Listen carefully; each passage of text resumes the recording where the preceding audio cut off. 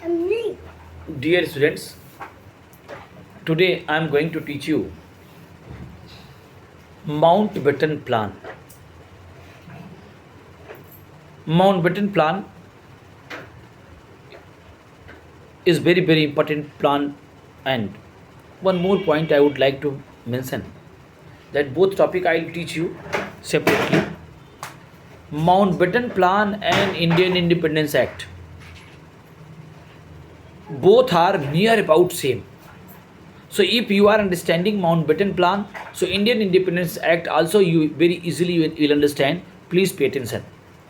Going to teach about Mountbatten plan for the purpose of the taking necessary step for the transfer of power to the Indians. Lord Bebel was recalled and Lord Mountbatten was appointed a new viceroy. Lord Mountbatten assumed the office of viceroy and governor general in 1947. I think you know. His immediate task was to restore peace among the two wings two wings, basically Congress and Muslim League, both in his executive council and in the country at large. Lord Mountbatten found that it is very difficult to solve the deadlock between the Congress and Muslim League. He realized that cabinet mission plan was unworkable and partition of India was inevitable. Means he observed that Muslim League and Congress deadlock can't be sorted out. Only one option he observed. Option was there. Partition of India. So Lord Mountbatten found that it was difficult to solve the deadlock between Indian National Congress and Muslim League, and therefore he sought to effect a transfer of power without any delay. Mountbatten put his plan for the partition of India before the big seven leaders. Here big seven leaders who were, you should make notes also: Nehru, Pandit Jawaharlal Nehru, Patel, Sardar Patel, Kriplani, Jinnah, Liaquat, Nisar and Baldev Singh. The Congress accepted the plan and Jinnah undertook to do this utmost to make the plan work. The plan was announced on June 3rd, 1947. On the same day, Gandhiji said, "I repeat, the division of India can only do harm to the country's future." The main point of the plan may be mentioned as followed. First one, partition. First point is the partition. The country would be divided in two dominion, India and Pakistani dominion. Relation, second point will be there, relation between the two new dominion. It was for the two dominion to decide what relation they would have with the British Commonwealth and with each other. Means what will be the relation between India and Pakistan. So that will be decided by both country. British government will not decide. And regarding Commonwealth I have taught you that it is international organization. And in this organization only those countries are participating who were the colony of Britain one day. So if India want to be member of Commonwealth, very much permitted. If India don't like, no issue. If Pakistan want membership of Commonwealth, very much permitted. If Pakistan don't like, no issue. Okay, now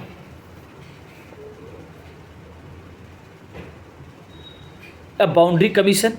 Third point, the plan provided for the creation of the boundary commission to settle the boundaries of the two dominion in case of partition was decided upon. Means one boundary commission will be there, and you know this one, Red Cliff commission was there, and Red Cliff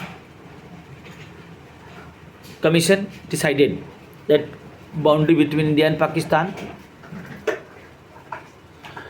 The princely state, fourth point, as a regard the princely state, the treaty with them would come to be end.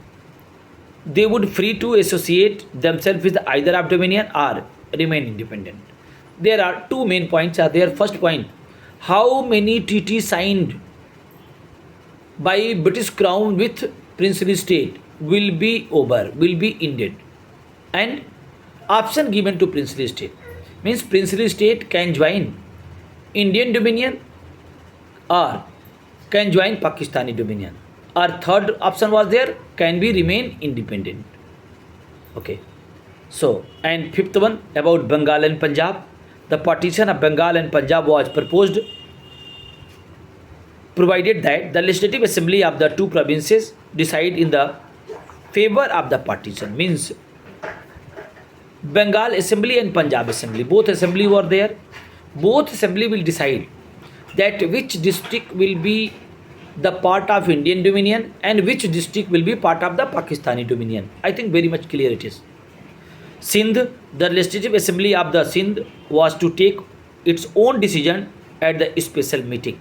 Means Sindh legislative assembly will meet and after that they will decide that they will be the part of Indian dominion or Pakistani dominion.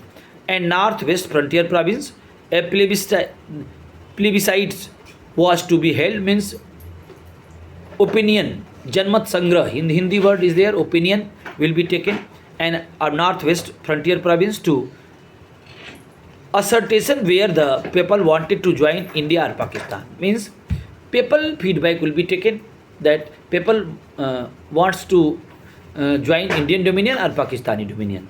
And district of Sylhet, the Muslim majority district of Sylhet was decided by the referendum. Referendum means also opinion whether it would be join East Bengal or remain in Assam. East Bengal means Pakistan and remain in Assam means India. Now, point number 9, Constituent Assembly. The existing Constituent Assembly would continue to work, but constitution framed by it would not apply to Pakistan.